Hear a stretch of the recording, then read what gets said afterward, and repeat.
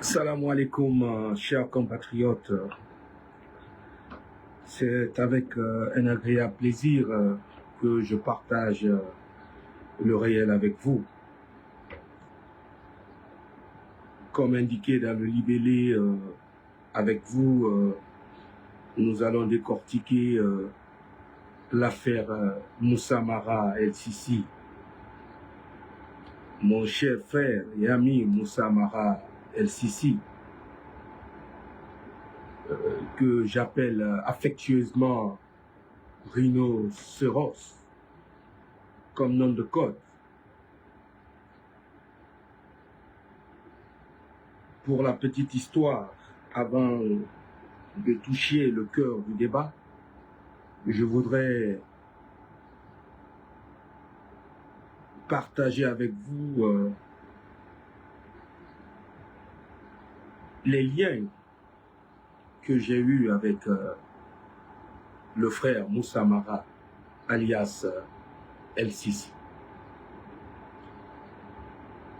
Lorsque le président Alpha Condé m'a confié la mission de coordonner les actions tactiques en termes de remobilisation et dans mon schéma opérationnel, j'ai proposé Moussa Mara El-Sisi comme coordinateur des actions sur le terrain à Conakry. Et avec lui, nous avons travaillé pour le retour à l'ordre constitutionnel. Nous avons organisé le sitting devant l'ambassade de France en Guinée et d'autres actions que nous avons menées sur le terrain. Et à un moment donné, il s'est allié à d'autres forces et nous nous sommes séparés. Et le président Alpha Condé a pris fait et cause pour lui. Il lui a soutenu dans ce challenge, dirais-je, ou dans cette confrontation entre El-Sisi et moi. Pourtant, j'étais son patron. C'est moi qui étais le cerveau. Et même le président Alpha Condé lui a soutenu. C'est pour vous dire que le président Alpha Condé a beaucoup d'admiration pour Moussa Mara El-Sisi. Et donc, ceux pour lesquels il m'a trahi ont été la cause de son arrestation. Ce n'est pas à cause d'Alpha Condé qu'il fut arrêté. Techniquement, je vais vous expliquer. Il s'est allié avec ceux qui avaient peur de son leadership, parce qu'il faut le reconnaître. Moussa Mara, c'est un jeune tactiquement opérationnel. Il a une facilité d'adaptation au schéma stratégique. Il faut le reconnaître. Et c'est pourquoi il faut faire beaucoup attention face à certaines actions qu'il pose. Mais nous y reviendrons. Donc, ceux pour lesquels il m'a trahi ont été la cause de son arrestation.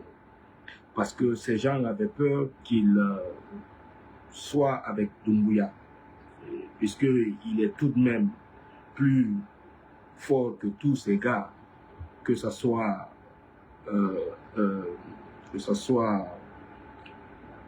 Waraba Sako, ou en tout cas parmi tous ceux qui gravitent autour de Doumbouya. Sur le plan tactique stratégique, El Sisi est un garçon opérationnel. Donc il fallait l'empêcher. Donc ils ont eux-mêmes monté de faux dossiers pour l'incriminer. Parce qu'en réalité, malgré qu'il était mon représentant, je n'avais pas totalement confiance en lui. Donc j'avais d'autres leviers sur le terrain sur lesquels je m'appuyais pour exécuter les missions que j'avais. La preuve, personne d'entre eux ne savait à quel moment je pouvais agir.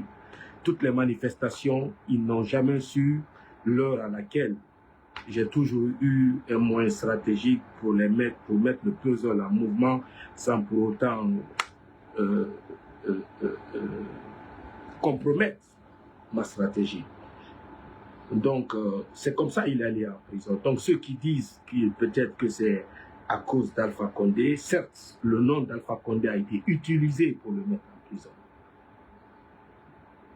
Et lorsqu'il a été mis en prison, malgré nos incompréhensions, il fut quand même un collaborateur. Donc, je me suis trouvé des créneaux pour rentrer en contact avec lui, lui témoigner mon soutien. Et ça, c'est l'aspect humain.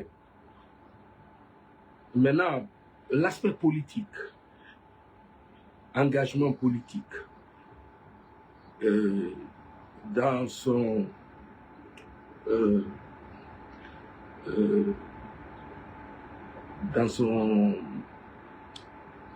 comment dirais-je, avec toute l'expérience, certes, qu'il a affrontée en prison, il a dû décider d'aller avec Doumbouya. Donc pour moi, il est libre d'aller avec Doumbouya. Ça, c'est un choix personnel à lui.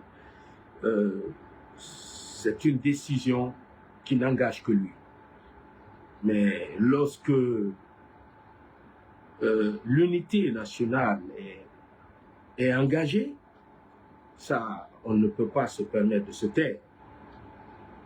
Et donc, lui, il doit faire beaucoup attention à ne pas tomber dans cette entraille dangereuse pour son avenir. Rhinocéros, alias El Sisi, cher ami, tu peux soutenir Mamadi, mais tu n'as pas le droit de toucher à l'unité nationale. Et puisque tu n'es pas historien, tu ne peux pas parler de la chaîne migratoire que la République de Guinée a connue durant son histoire. Certes, tu es un jeune tactiquement opérationnel, mais tu ne connais pas l'histoire des mouvements migratoires, parce que l'un dans l'autre, tout le monde a immigré en Guinée. Voilà, des empires ont été vaincus Voilà, des empires ont vu, d'autres ont vu le jour, vice-versa. Chaque époque a sa réalité. Et donc, ce sont des sujets sensibles. À nous autres, de l'opposition, nous qui sommes contre la dictature, nous ne devons pas tomber dans ce piège. Parce que il faut savoir que tout est stratégie en politique. Pourquoi c'est maintenant qu'il faut utiliser El-Sisi pour ça? Voilà des questions qu'il faut se poser. Mais nous n'avons pas le droit de juger El-Sisi par rapport à son choix. Mais nous avons le devoir de maintenir notre unité, d'esquiver certaines actions qui peuvent nous amener à nous désunir. Parce qu'il faut comprendre, lorsque vous vous attaquez, lorsque des sujets de communauté sont sur la table, il faut savoir qu'il y a ce qu'on appelle le repli identitaire. Or, aujourd'hui, nous n'avons pas besoin de cette division, nous avons besoin d'intégration stratégique.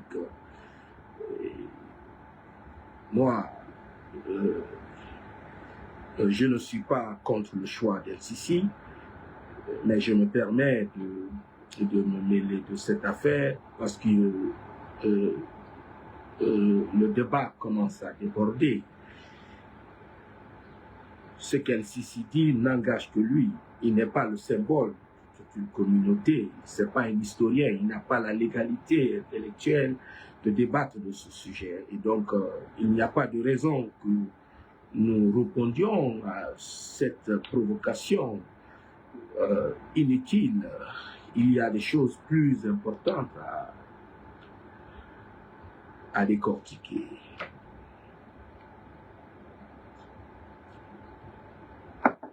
Tels que les milliards de dollars qui disparaissent chaque année dans les caisses de l'État.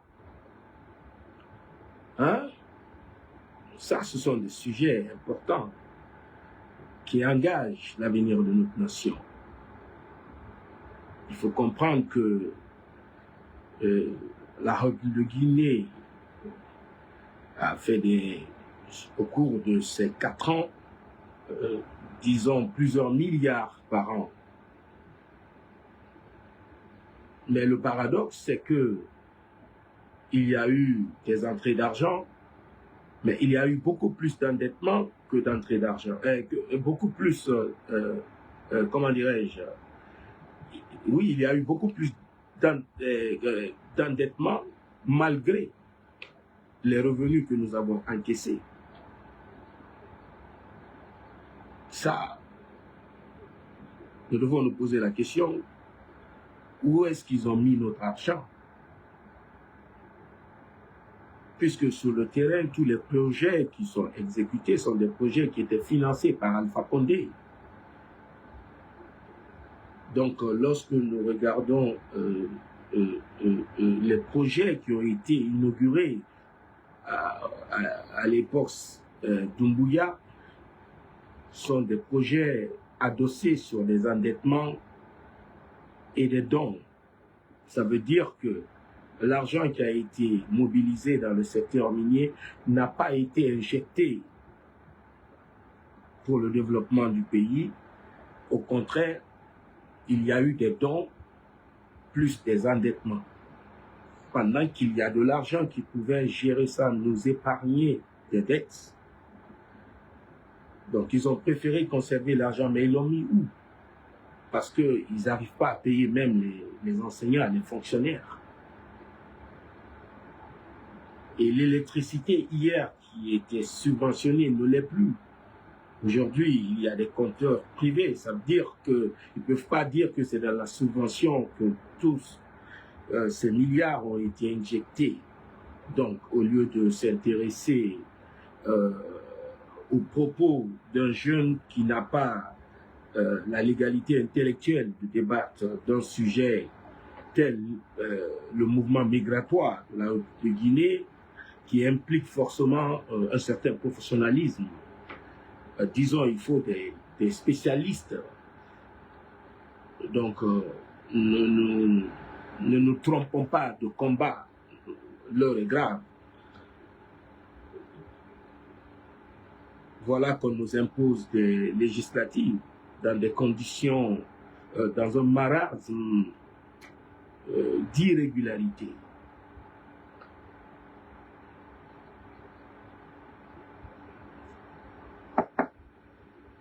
Donc, laissez mon frère El-Sisi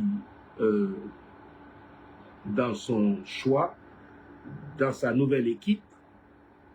Voilà.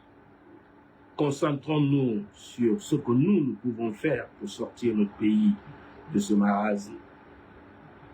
Le reste n'est que de faux débats. Le plus important, c'est que nous soyons concentrés sur l'objectif. L'heure n'est pas à la distraction. Il faudrait que nous soyons concentrés sur l'objectif. Voilà. La seule chose qui compte, la seule manière de répondre à nos adversaires, c'est dans l'action, dans le résultat. Et c'est ce qui compte en réalité. Je vous remercie. Que Allah subhanahu wa ta'ala protège notre pays. Amen.